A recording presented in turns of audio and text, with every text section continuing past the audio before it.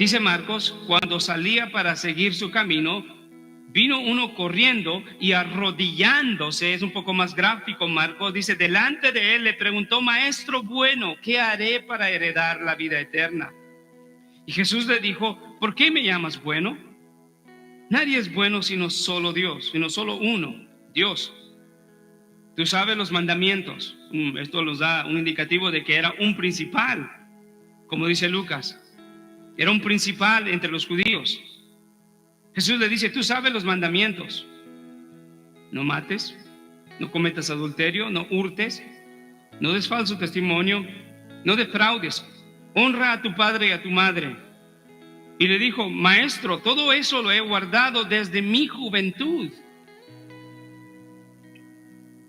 Jesús, mirándolo, lo amó y le dijo: una cosa te falta. Ve y vende cuanto tienes y da a los pobres, y tendrás tesoros en el cielo. Y ven y sígueme. Pero él, afligido, esa palabra afligido en Marcos nos da la idea que él se oscureció, se le cayó el rostro, impresionado por lo que estaba escuchando de parte de Jesús. Y es terrible ver que se fue triste porque era dueño de muchos bienes. Wow.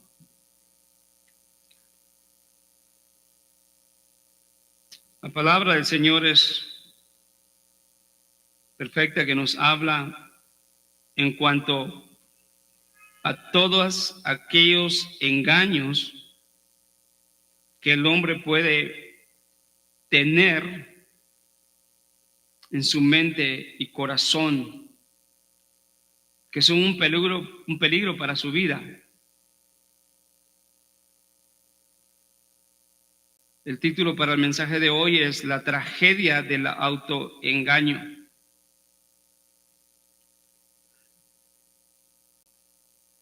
Una de las tragedias más grandes es la tragedia del autoengaño. Y desafortunadamente sucede mucho, es muy común que el hombre se engañe a sí mismo. Y no hay nada más útil para Satanás en su propósito de que el hombre se autoengañe a sí mismo, en mentirle y engañarlo en cuanto a su identidad.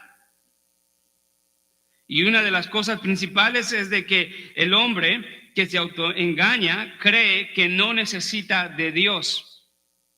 Cree que todo lo que él hace, todo lo que él piensa y todo lo que tiene es suficiente.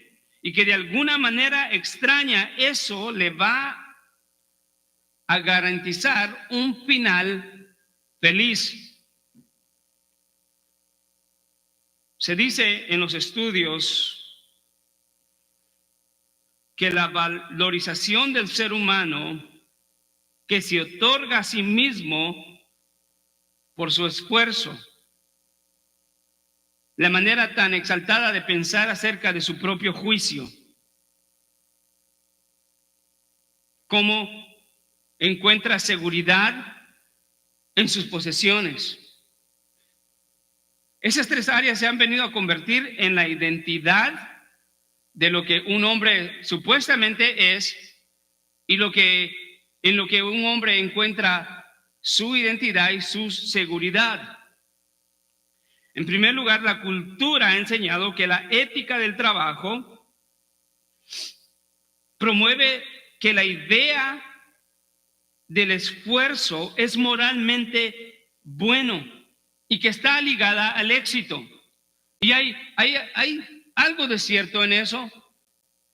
El problema es cuando equiparamos el arduo trabajo con el éxito y decimos, esto es la bendición divina, cuando en ningún lado de la imagen está Cristo como el Señor total, absoluto de nuestra vida.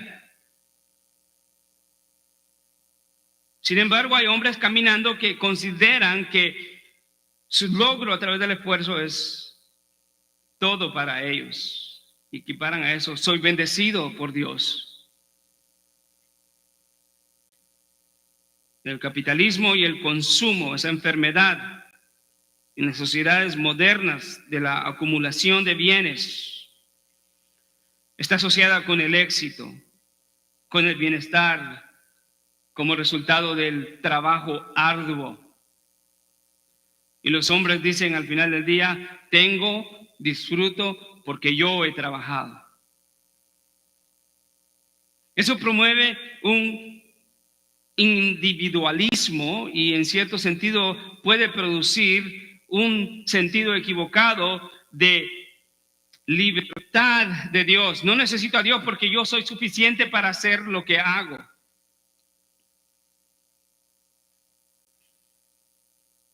En la religión y la filosofía no cambia tampoco, porque las obras, el trabajo, el criterio propio se relacionan con la idea de obtener algo. En muchos y para muchos es obtener la vida eterna o el reino de los cielos. Esa misma enfermedad del trabajo en el mundo, del esfuerzo, del criterio y de las posesiones se infiltra en las comunidades religiosas. La idea en la religión es: voy a recibir esto porque lo he ganado.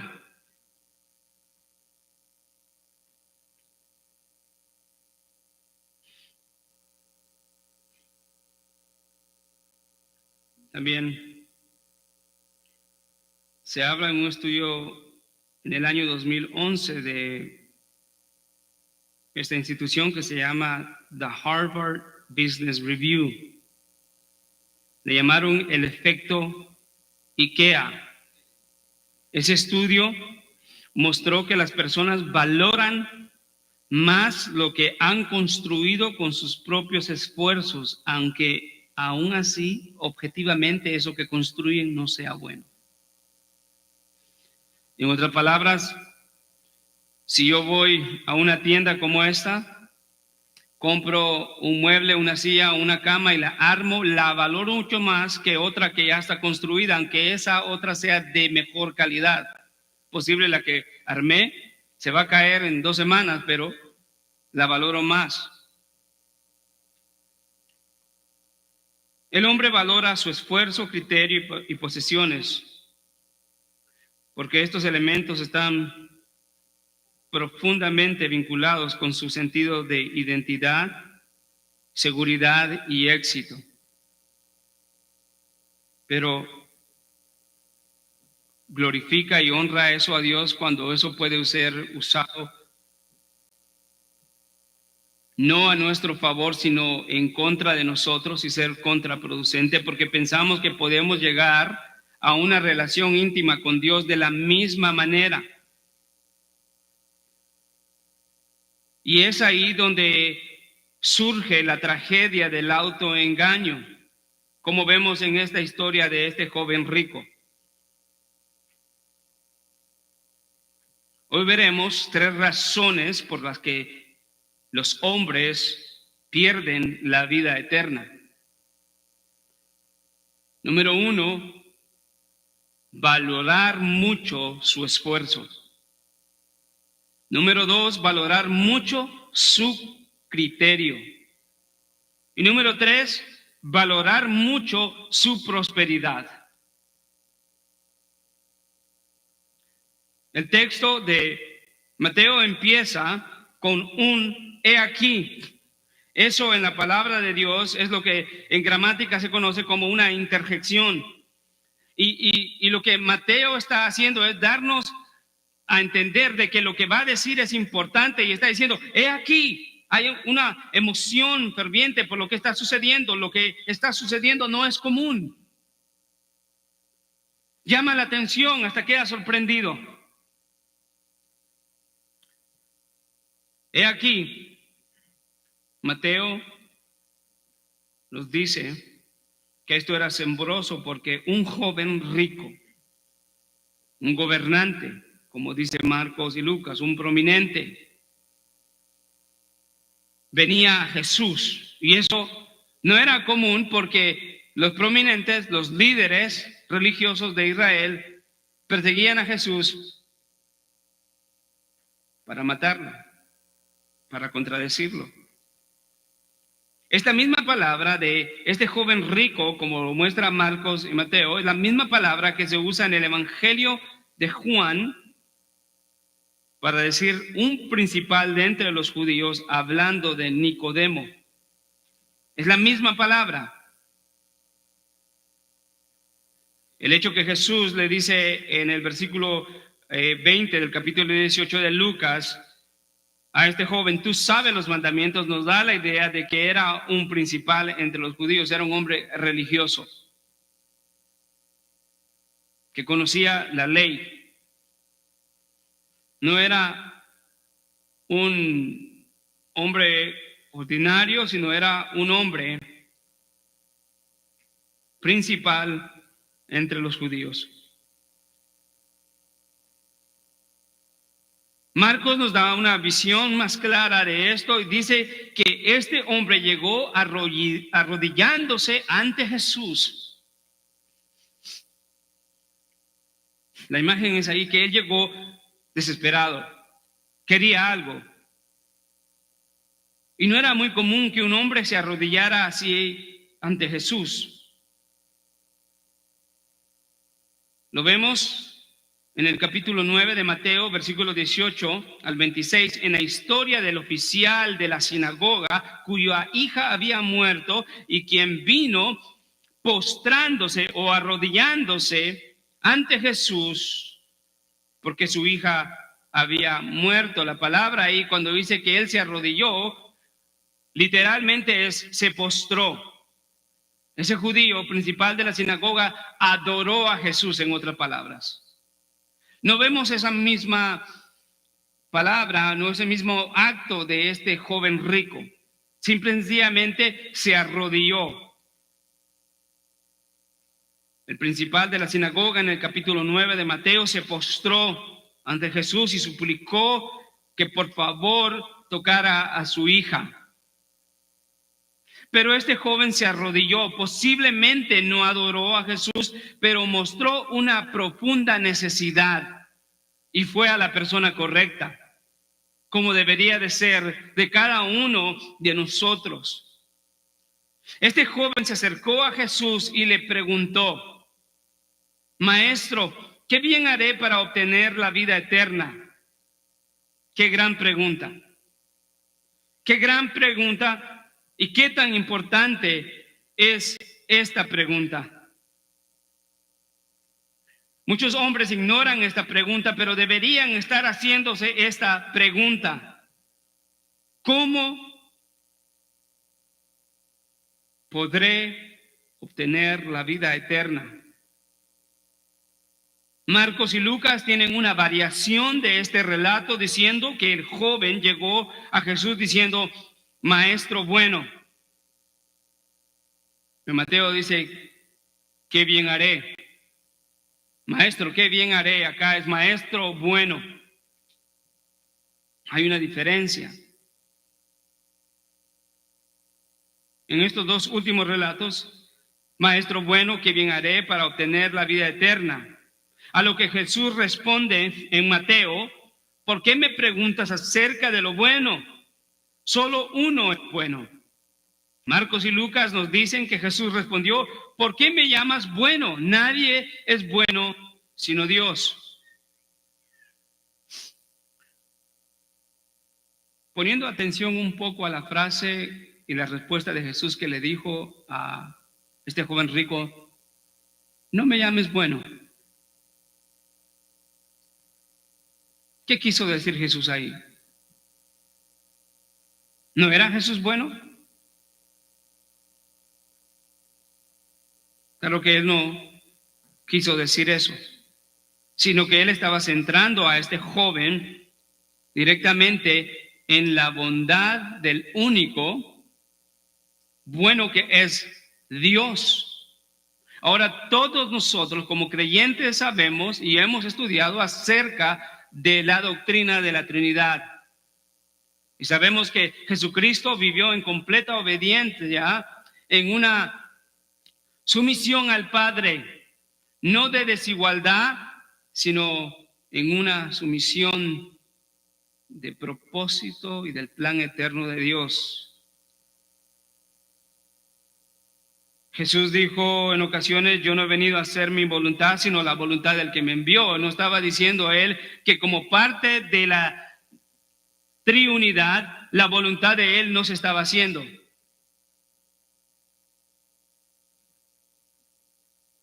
No es eso. Muchos han malentendido este texto entonces y lo toman como una excusa para enseñar que Cristo no era perfecto, que Él lo reconoció y que esta es una evidencia de que Él mismo pensaba que era pecador al decir, no soy bueno, sino solamente hay uno bueno. Hay que mencionar que la relación entre los primeros 3 evangelios, los evangelios sinópticos, Mateo, Marcos y Lucas, con sus similitudes y diferencias, dan lugar a algo que se conoce como el problema sinóptico. Pero es suficiente mencionar en este punto que la literatura antigua no debe ser forzada en categorías modernas. Debemos de entender el texto en el contexto de cada autor y no olvidar que cada uno de los autores son inspirados por Dios.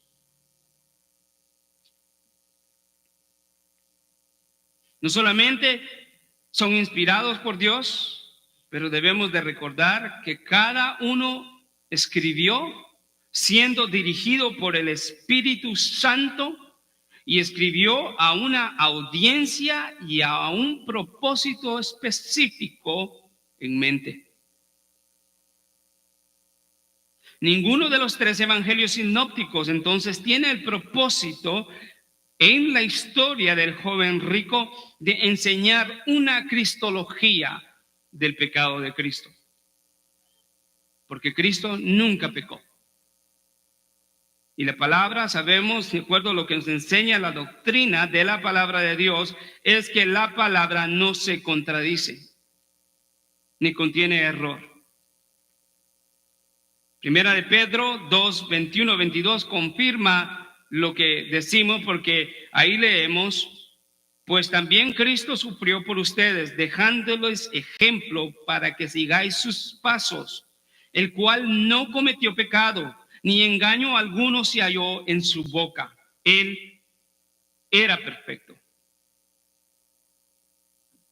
Hebreos 4:15 dice lo siguiente, en apoyo a esta doctrina de la impecabilidad de Cristo, o sea que Cristo no cometió pecado, ni en él moró pecado. Hebreos 4:15 dice, porque no tenemos un sumo sacerdote que no pueda compadecerse de nuestras flaquezas, sino que ha sido tentado en todo como nosotros, pero sin pecado. El punto del texto que leímos, de la historia del joven rico, no es dar una cristología, sino más bien es enseñar que cuando el hombre pone demasiada confianza en sí mismo y su prosperidad, puede ser un tropiezo para la vida eterna. Eso es lo que enseña este texto. Algunos quieren desviar eso, pero no vamos a hacer eso nosotros. Retomando entonces lo anterior, vemos el joven se acerca con una pregunta muy buena a Jesús, una pregunta, como les digo, muchos necesitan hacerse el día de hoy. Muchos hombres y mujeres andan caminando por las ciudades, por las calles de nuestras ciudades, de nuestro pueblo, de nuestro vecindario, y no han tomado en cuenta su eternidad. Nunca se han preguntado a dónde iré después de la muerte. La pregunta en sí no era mala. Le voy a poner que era medio buena.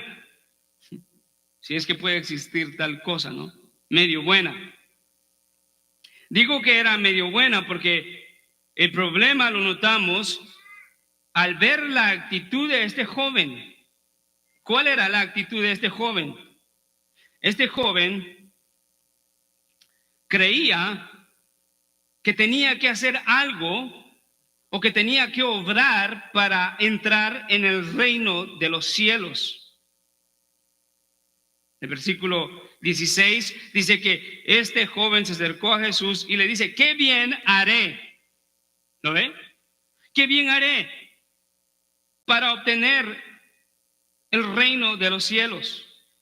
Entonces, inherentemente preguntar acerca de la vida eterna no está mal. Tenemos que preguntarnos. Pero este hombre estaba preguntando desde una perspectiva nublada. No entendía. Este joven principal estaba influenciado por el pensamiento del rabinismo. Y si pudiéramos resumirlo en una frase, el pensamiento del rabinismo, del judaísmo era trabajar para obtener el reino de los cielos. El reino de los cielos en la mente de ellos se obtenía haciendo algo. Eso dio origen a una distorsión del propósito de Dios. Nunca fue la intención de Dios de que el hombre pudiera obtener el reino de los cielos a través de las cosas que hace o lo que da, o la manera en la que piensa si no se alinea con la palabra de Dios.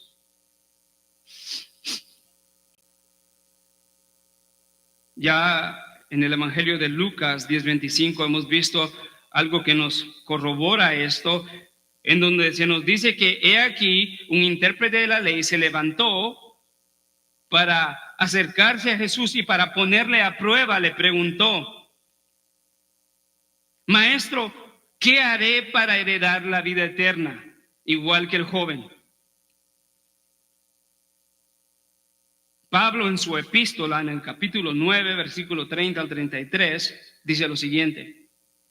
¿Qué diremos entonces? Que los gentiles que no iban tras la justicia alcanzaron justicia, pero la justicia que es por la fe, no por las obras.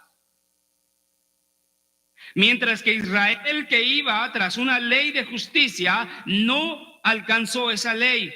¿Por qué? Pregunta Pablo en una pregunta retórica. ¿Por qué? Y él la contesta, porque no la buscaron por fe, sino como si fuera por obras, tropezaron en la piedra de tropiezo.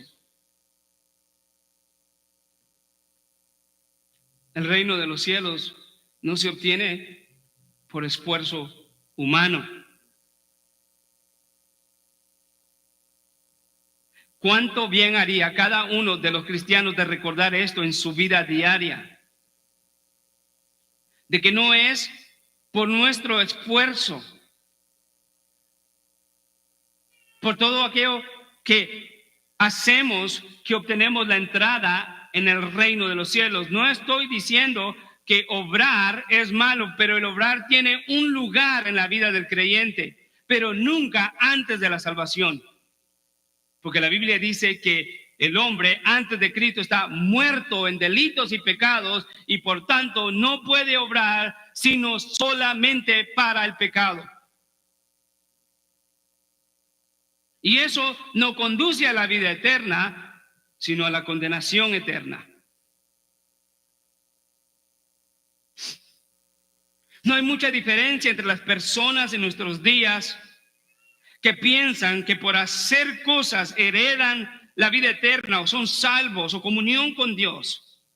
No hay nada más peligroso que pensar que tener un buen deseo, una buena disposición en cuanto a la vida espiritual es suficiente o que equivale a salvación. No es suficiente tener un buen sentimiento y deseo.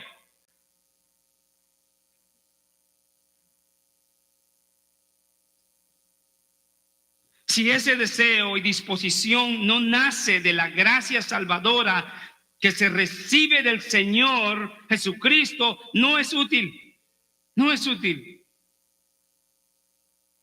Por muy buenos que sean esos deseos, si no nacen de la gracia divina de Dios, es un boleto al infierno.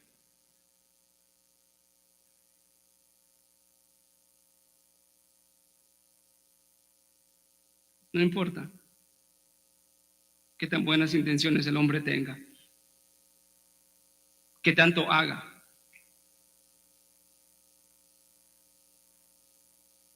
Voy a ir a la iglesia porque me siento bien, o quiero estar con los santos. Y si todo eso no nace de la gracia de Dios, es un autoengaño y es un boleto al infierno.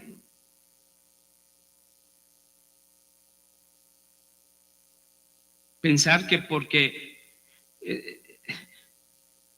voy a la iglesia porque tengo que es obrar.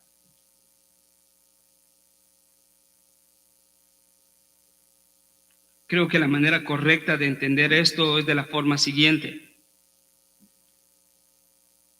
No obras para ganar la vida eterna, hermano. Tú obras porque recibiste la vida eterna. No te santificas para ganar la vida eterna, te santificas porque recibiste la vida eterna. Esa es la forma en la que Dios es glorificado. Nunca trabajamos para ganar la salvación. Obramos porque hemos recibido la salvación por gracia. No hay nada más peligroso que pensar que hacer cosas buenas, como ir a la iglesia los domingos, ser parte de una comunidad religiosa, participar de las actividades de la iglesia y aún participar de la adoración y ayudar a la iglesia y pensar que eso es suficiente para la vida eterna. Eso es un error.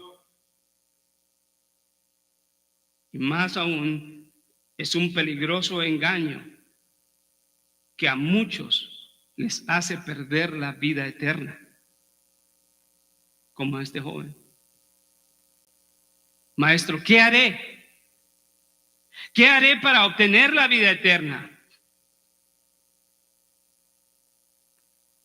Este joven estaba acostumbrado a obrar para obtener, que pensó que tenía que hacer lo mismo para ser salvo. Él creía que la vida eterna se obtenía como la recompensa de un gran acto. Hermanos, y como cristianos debemos de evitar estar buscando ese gran acto para que al fin Dios nos pueda dar la vida eterna. Todo creyente ha recibido la vida eterna si se ha arrepentido y ha depositado su fe plena únicamente en Cristo Jesús, y Él es su Señor y su Salvador. Ahora no tiene que vivir con esa gran carga tan pesada de pensar que tiene que ganar la salvación, sino que ahora obra porque ha recibido la salvación y lo hace en plena libertad. Y si el Hijo os libertare, seréis verdaderamente libre. El pensamiento religioso pone a los hombres en prisiones de esfuerzo humano. ¿Qué haré? ¿Qué más tengo que hacer? Como este joven pregunta más adelante.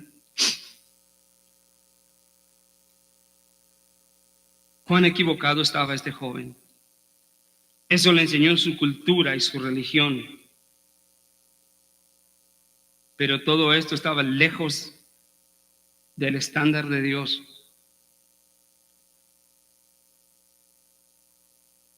Debemos de poner atención, hermanos, amados, de no pensar que lo que la cultura nos ha enseñado de que tenemos que esforzarnos para obtener las cosas en esta vida tiene que ser practicado en la iglesia, porque eso no es humildad.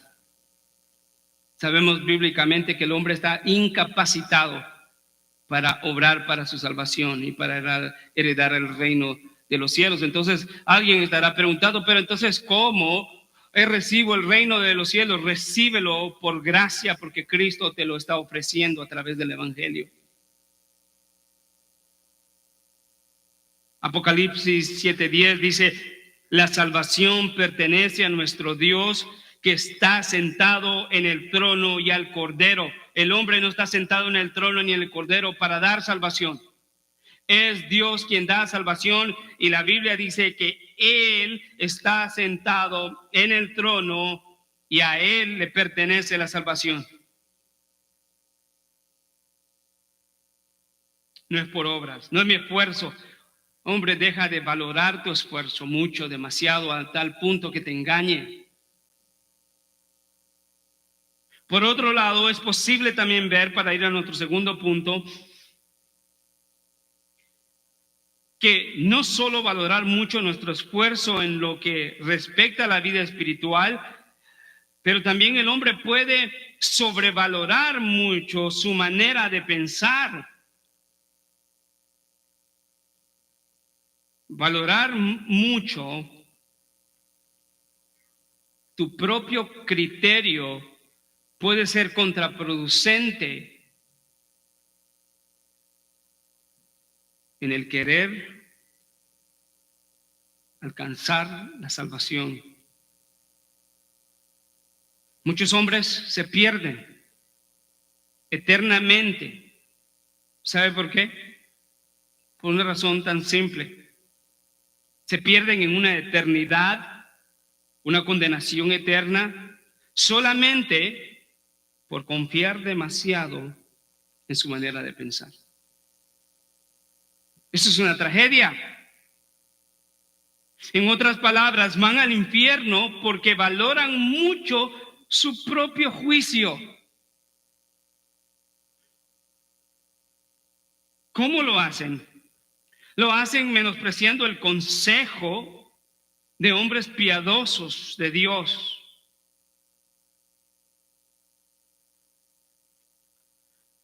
Fulano, no tienes que estar cometiendo ese pecado,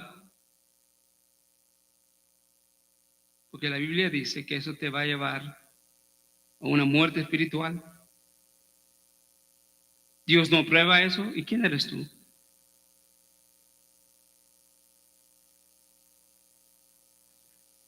Fulano, no abandones a tu esposa. ¿Y quién eres tú, pastor o cristiano, que me está diciendo eso? Ven a la iglesia. ¿Y quién eres tú, en esencia? Hermano, esta no es la manera de creer y entender la Biblia. ¿Y quién eres tú? Mi manera es la mejor.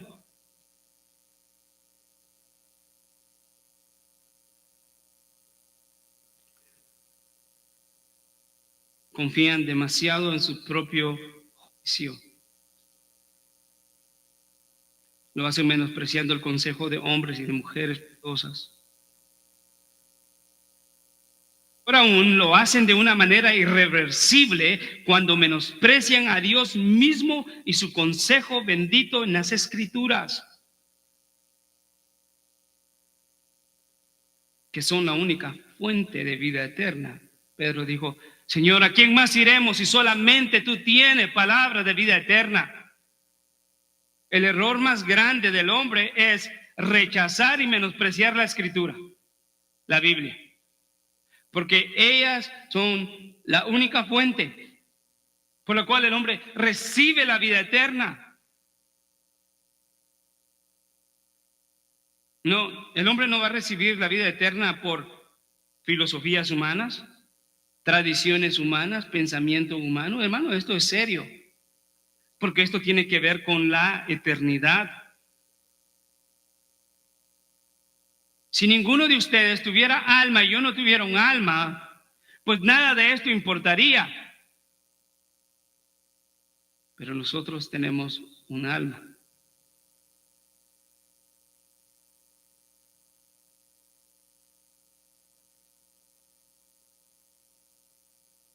Importa. Menospreciar la Escritura y el consejo y poner por encima mis pensamientos y decir: Eso ahorita no me interesa a mí esto. Ahorita tengo prioridades en mi vida. Ahorita yo lo que quiero es vivir mi vida. Si Dios te ha dado la oportunidad de estar en la iglesia y estás tan cerca del Señor, estás en donde su pueblo se reúne para adorarle y proclamar su nombre, y pasan días, semanas y meses y años y estás rechazando continuamente, literalmente estás diciendo: Satanás, agarra este cuchillo y métemelo en la espalda.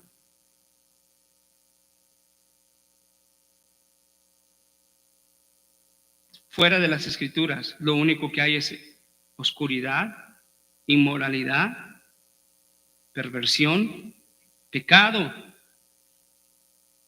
Ningún día ninguno de ustedes se presentará, ni yo mismo, delante de Dios y diremos: no escuchamos nada de tu palabra.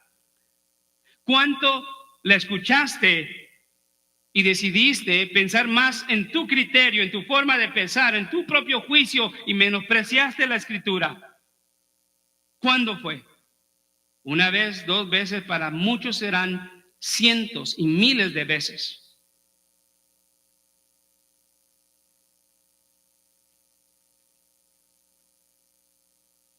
Cuando se hace eso, es una manera irreversible, a menos que haya arrepentimiento y una fe genuina en Cristo Jesús. Confiar demasiado en su propio juicio está enraizado en el pecado infernal del orgullo del hombre, que dice: yo sé más. Los líderes y los hermanos en la iglesia, el pastor, no sabe nada.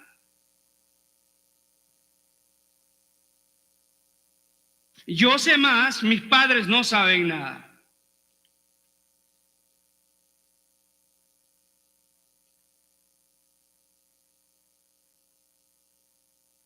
Eso está arraigado en el pecado infernal del orgullo del hombre.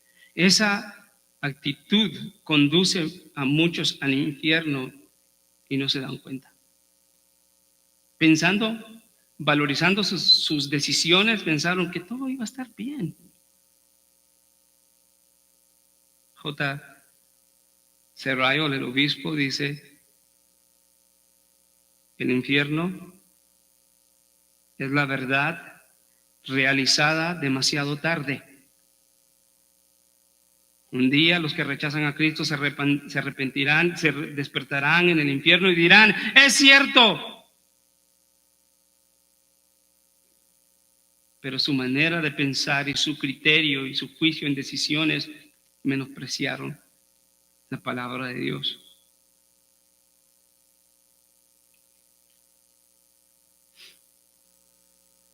Los que hacen esto son aquellos que todo lo saben. Dicen: no necesito aprender nada de nadie. Lo que yo sé es lo único que acepto.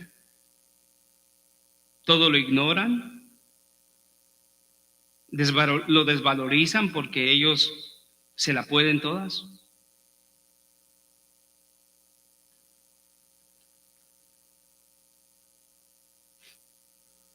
¿Sabe que eso es sorprendente? Porque aún en actitudes pecaminosas y nuestras acciones en rebeldía en contra de Dios, cuando pecamos en contra de nuestros hermanos, estamos siendo tan orgullosos diciéndoles: yo sé mejor. Adoptar un pecado y practicarlo es un error tan grande. No debe de existir eso en el creyente. Una vez y otra vez y otra vez entendemos de que alguien que practica el pecado necesita arrepentirse.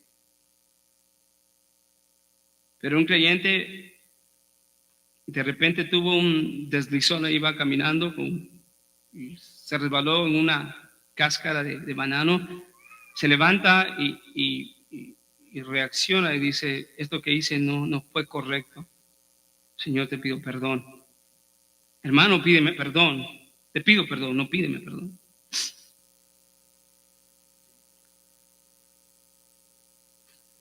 Estos todos se la pueden. Estos hombres no piensan en las consecuencias de su descuido y de su falta de humildad. Confían tanto en su criterio que ignoran que pagarán con su vida en la condenación eterna. Esto, hermano, por favor, considere esto. Estar escuchando mensaje tras mensaje, domingo tras domingo, enseñanza tras enseñanza, y que al final del día haga lo que usted piensa que le conviene o que es mejor, es una tragedia. Es una tragedia. Dios no nos hace ver el error y el pecado para que digamos, qué bonito o qué feo ese pecado. Nos hace conscientes de nuestro pecado para abandonarlo y glorificarlo a Él. Jesús le dijo al joven: si deseas entrar en la vida, guarda los mandamientos. Vea la actitud de este joven, que era un principal y que Jesús le había dicho en Marcos y Lucas: tú conoces los mandamientos, le dijo, ¿no? ¿Lo vio? A lo que en Mateo está registrado que este joven respondió: ¿cuáles? ¿Cuáles mandamientos debo de obedecer? Jesús estaba refiriendo a los 10 mandamientos, pero le da un listado de los últimos 5 mandamientos.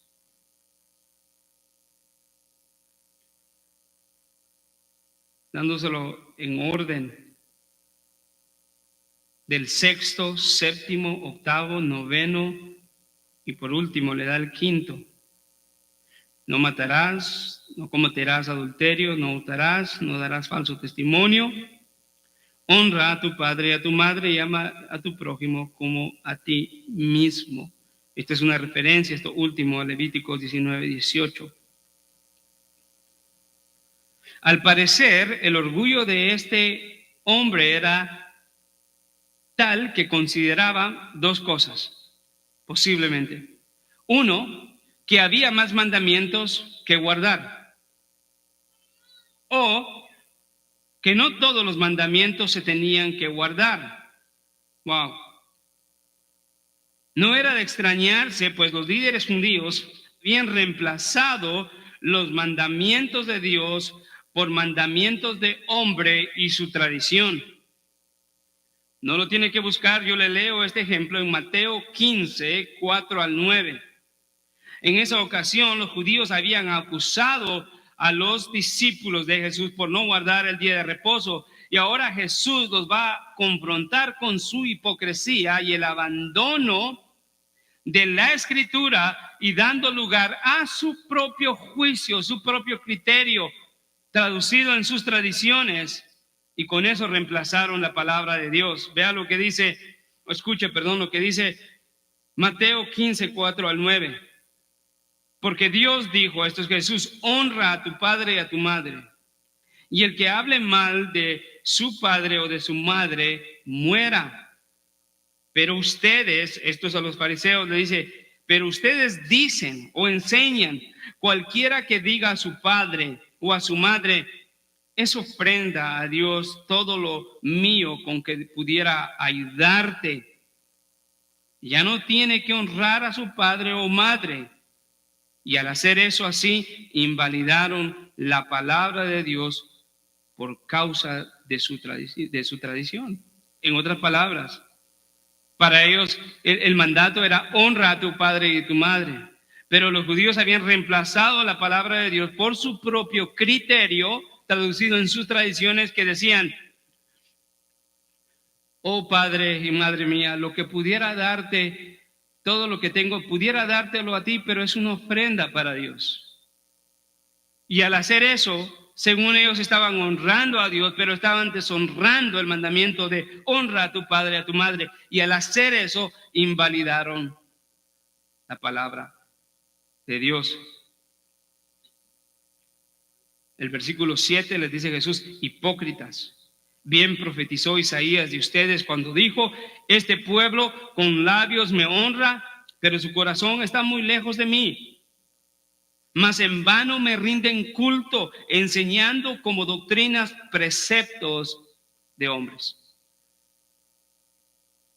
El peligro, amados hermanos, es de que cuando nosotros damos lugar a la sobrevalorización de nuestro criterio propio, ¿se convierte en qué?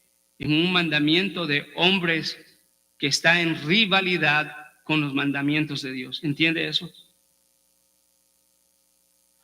Cuando nosotros levantamos nuestra propia manera de pensar y desestimamos el consejo de la palabra de Dios, se convierte en mandamientos de hombre. Y ahora estos mandamientos de hombre creados por mi juicio y mi criterio, está compitiendo con la bendita palabra de Dios, que es la máxima autoridad para todo creyente.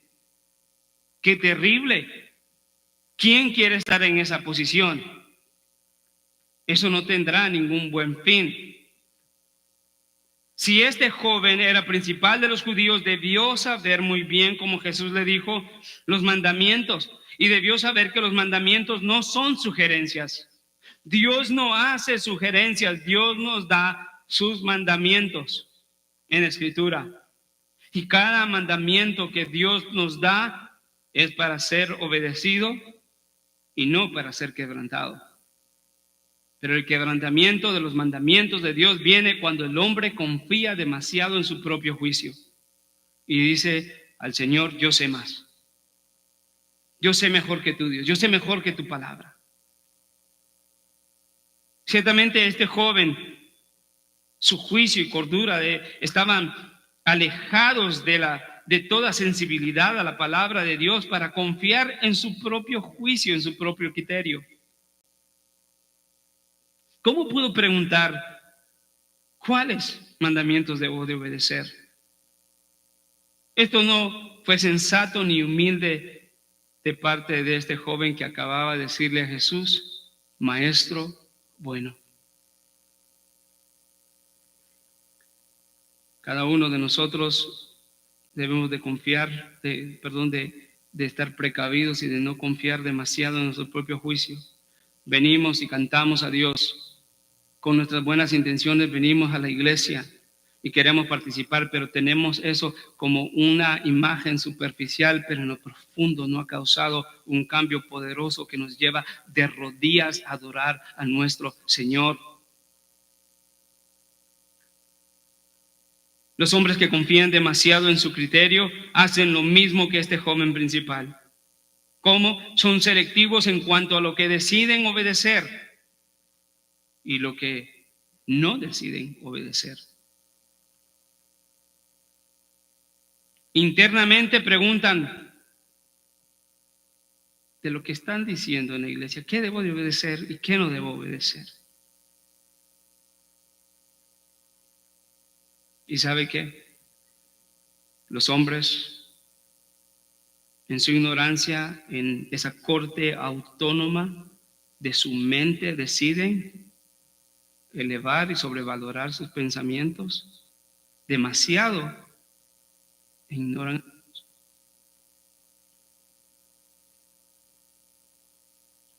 Romanos 12:16 habla en relación con esto y dice: no sean altivos en su manera de pensar, sino condescendiendo con los humildes. No sean sabios en su propia opinión. El Señor nos desea que sus hijos sean sabios en su propia opinión.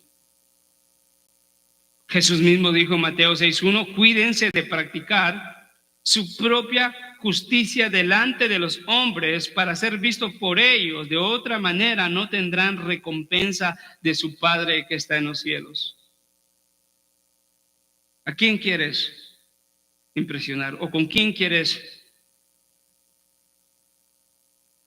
acordar fuera de Dios y de su gracia? Voy a la iglesia porque mi esposo me dice que vaya a la iglesia.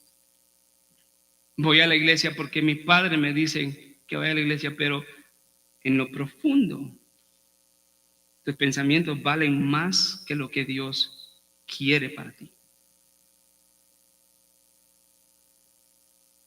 En cierta manera, eso es también obrar y obrar con engaño. Pero Dios no puede ser engañado. Este joven responde a Jesús y le dice: todo eso lo he cumplido. Vea la respuesta: lo he cumplido. ¿Qué más me falta? ¿Cómo puede entenderse esta respuesta de este joven principal? Se puede entender de dos maneras. Se puede entender de una manera positiva, de la siguiente manera: como diciendo, maestro, ya cumplí todos esos mandamientos. Por favor, dime, ¿qué más debo de cumplir para obtener la vida eterna? Si esa es la manera en que entendemos esa respuesta de él, esto mostraría una buena disposición para cumplir lo que le falta. Pero creo que el contexto no nos da esa idea. Creo que la manera segunda que podemos entender esto de una manera negativa. Y sería como esto. Sería como que si este joven estuviera preguntando con cierto sentido de una falsa virtuosidad: ¿qué más me queda por cumplir? Ya, como te lo he dicho, todo lo he cumplido. Si lo entendemos de esa manera, esto demostraría un nivel de falsa virtuosidad religiosa.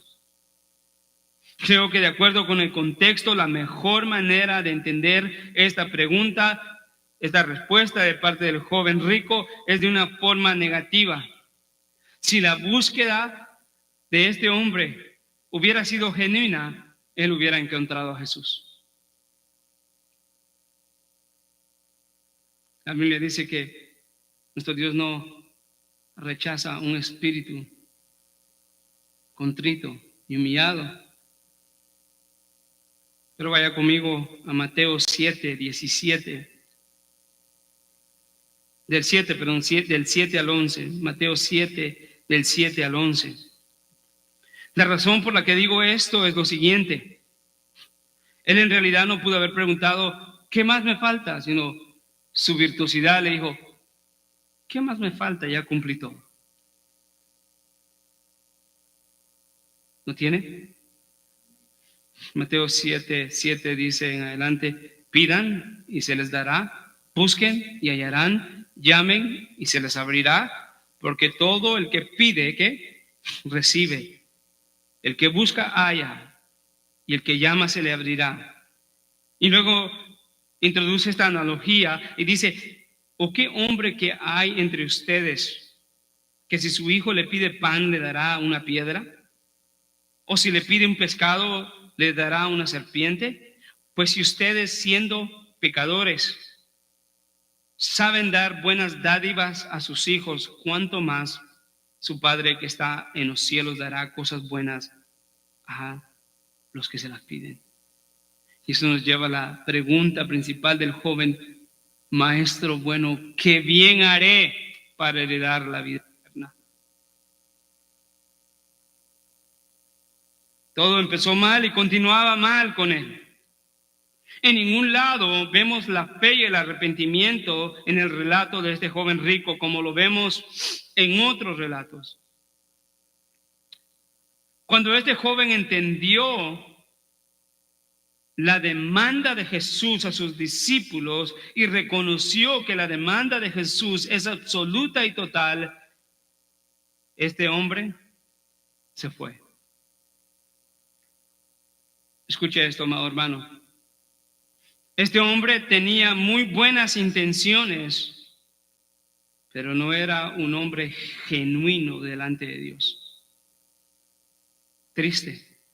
Era un hombre con muy buenas intenciones, pero no era un hombre genuino delante de Dios. Su autosuficiencia y confianza en su propio criterio lo llevaría a rechazar la vida eterna que decía estar buscando. Y si lo que hemos dicho hasta el momento es sorprendente acerca de los engaños de valorar demasiado nuestro esfuerzo y nuestro propio criterio, Hay todavía una razón trágica que causa que los hombres pierdan la vida eterna, que se ofrece gratuitamente por el Evangelio. Con esto me dirijo al final. El último engaño de los hombres es valorar demasiado su prosperidad, valorar demasiado su trabajo, sus adquisiciones, sus riquezas.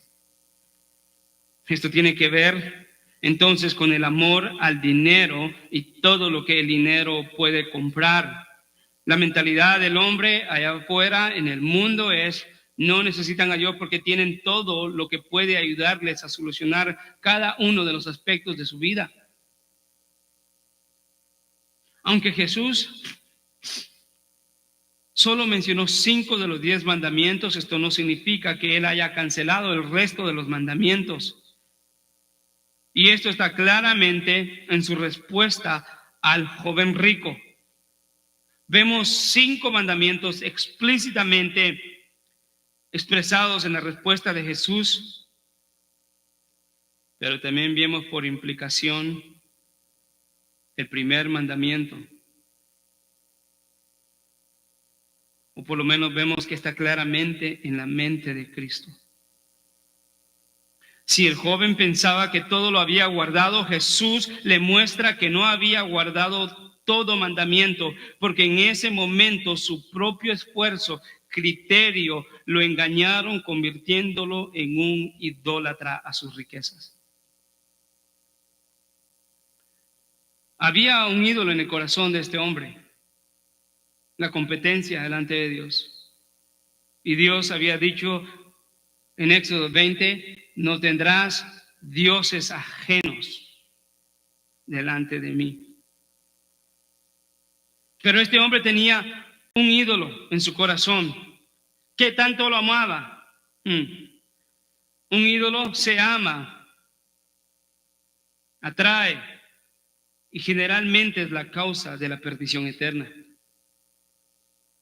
Primera de Timoteo 6:10 dice: porque la raíz de todos los males es el amor al dinero, por la cual codiciando algunos se extraviaron de la fe y se torturaron con muchos dolores.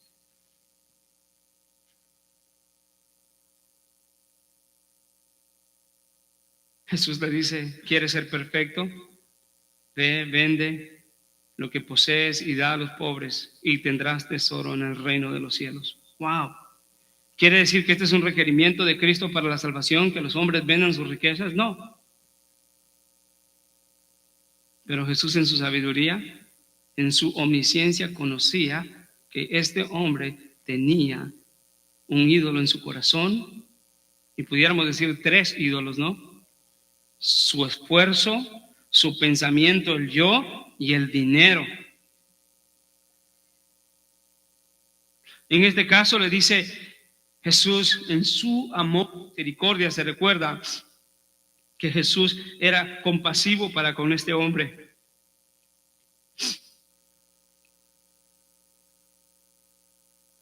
Jesús verdaderamente llamó a este hombre y le dijo: ve y vende todo lo que tienes y dalo a los pobres y sígueme.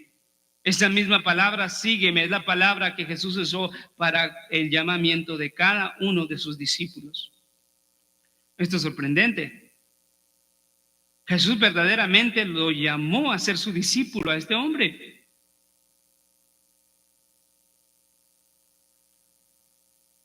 Es un llamado a dejarlo todo, a seguirlo y aprender de Jesús. Es un llamado a seguir literalmente sus pisadas. La demanda de Jesús a este joven era total y absoluta.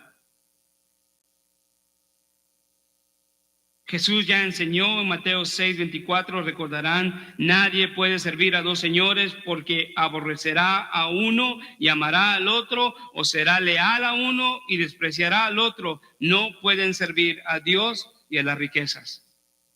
Y este hombre estaba sirviendo a las riquezas. Tenía muy buenas intenciones, tenía muy buenas acciones de ir a Jesús, claro.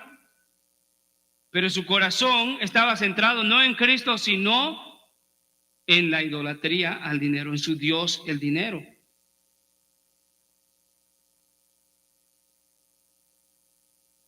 Jesús dijo, no pueden servir a Dios y a las riquezas. Si vemos acá, es la compasión de Jesús obrando para iluminar a este joven. Es interesante que Jesús, escucha hermanos, tuvo amor por este joven. ¿Cómo dice Marcos? Que Jesús mirándolo, lo amó.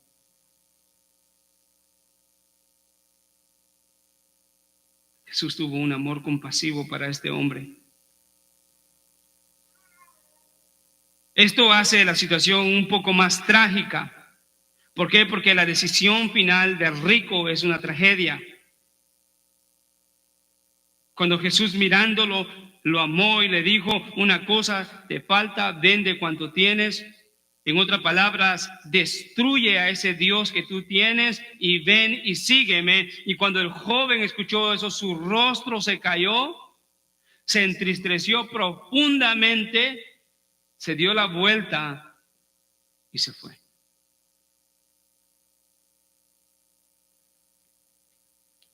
Jesús deseaba que dejara a su Dios cuando de pequeña del dinero y que lo siguiera.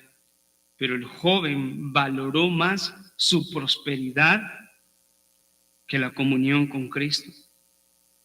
La tragedia está en que estuvo cerca, estuvo a punto, pero se extravió. ¿Por qué estuvo cerca? ¿Cómo concluyo eso? Lea conmigo. Vamos a Marcos 10, 21.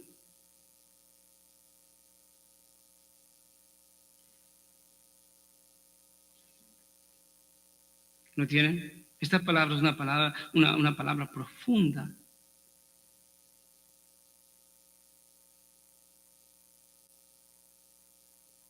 Y Jesús mirándolo,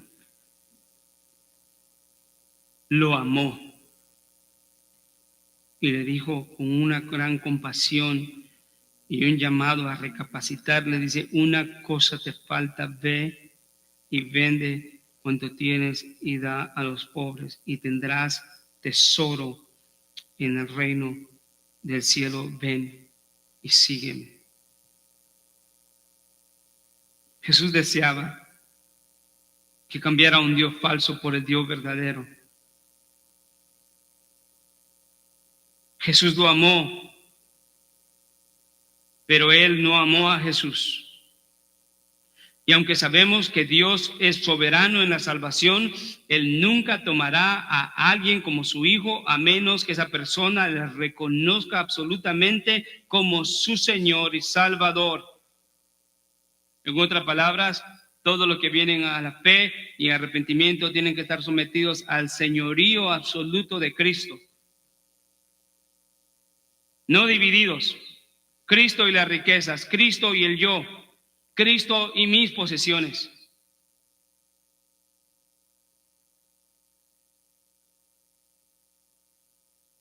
Y tiene que ser confirmado con actos de afectos de amor y lealtad y obediencia a Cristo,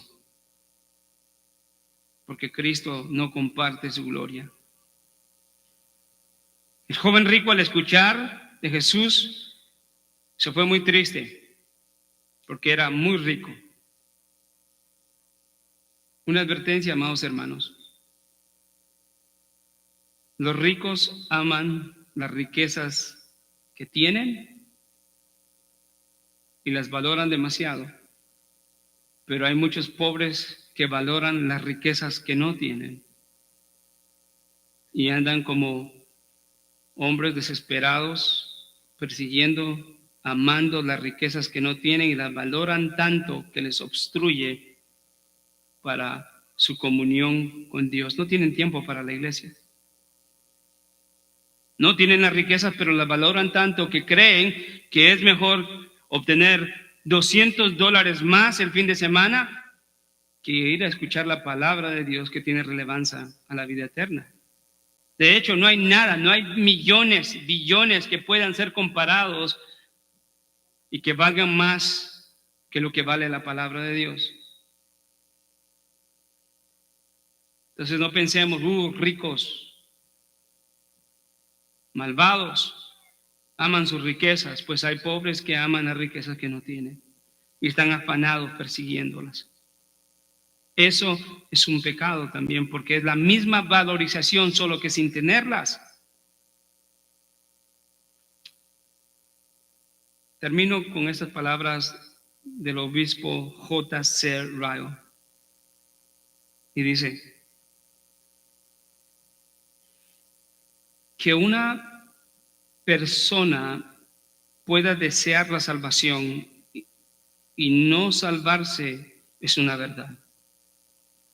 No debemos olvidar nunca que los buenos sentimientos en materia de religión, que no van acompañados de nada más, no provienen de la gracia de Dios. Quizá conozcamos la verdad de modo intelectual, quizás sintamos nuestra conciencia presionada muchas veces, quizás se despierten en nosotros sentimientos religiosos y tengamos una gran preocupación por nuestra alma y derramemos muchas lágrimas, pero nada de esto es una conversión. No es la genuina obra salvadora del Espíritu Santo. No nos conformemos hasta que tengamos el testimonio del Espíritu Santo en nuestros corazones de que hemos nacido de nuevo y que somos criaturas nuevas. No descansemos jamás hasta que sepamos que nos hemos arrepentido de veras y que nos hemos asido de la esperanza puesta delante de nosotros. Qué buen consejo. ¿Cómo podemos llegar a hacer este consejo? Número 1, no confíes en tu esfuerzo y en tus obras. Confía en lo que Cristo ha hecho por ti. No confíes demasiado en tus pensamientos y decisiones. No pienses que eres tan inteligente. Quizás eres inteligente para muchas cosas. Hermanos, aquí hay hombres y mujeres inteligentes para escoger un buen par de zapatos, una buena casa, un buen carro, una buena comida, y tienen intelecto a hacer muchas cosas, pero en cuanto a la salvación, ninguno está habilitado. No confíes en tus habilidades en esta vida que serán suficientes para medir y valorar las cosas de Dios. Y por último, no confíes en tus riquezas, en tu prosperidad, en tu trabajo, en todo lo que logras. Todo eso es una gracia de Dios recibida. Todas estas cosas, al final, Cristo le pide a este hombre que venda sus riquezas. ¿Es el estándar de Dios para toda la gente? No, pero Dios definitivamente demandará esto de todo aquel hombre y mujer que ha puesto el dinero por su Dios. Para los que no es su Dios, sino es una herramienta, Dios no va a demandar eso, pero para quienes se ha convertido en un Dios, Dios lo demandará. Y el momento de la verdad llegará. ¿Sé más que Dios? ¿Trabajo más que Dios? ¿Y mis tesoros valen más que Dios? ¿O todo eso, como Pablo dice, todo lo tengo por basura, por el amor de conocer a Cristo? Gracias, Señor. Te damos gracias, Señor, por este tiempo precioso de tu palabra expuesta. Te pido, Señor, que tu palabra no regrese a ti vacía, sino que obre en cada uno de nuestros corazones tal y como tú, Señor, has determinado en tu voluntad perfecta. Gracias, Señor, por hacernos entender que ni nuestro esfuerzo debe ser valorado, ni demasiado a tal punto que confiemos más en Él que en ti. Te agradecemos porque nos has enseñado que no debemos de confiar en nuestro criterio y nuestra manera de pensar. Tenemos que ser humildes y escuchar tu palabra. Y Señor, Te pedimos, Señor, que nada de este mundo se convierta en un Dios que está en competencia contigo, Señor. Y si alguien, Señor, está luchando y batallando, te pedimos que tu gracia poderosa a través de tu palabra pueda traer claridad, temor y obediencia, y que puedan acudir a tu llamado urgentemente. Gracias, Padre, en el precioso nombre de Cristo Jesús. Amén.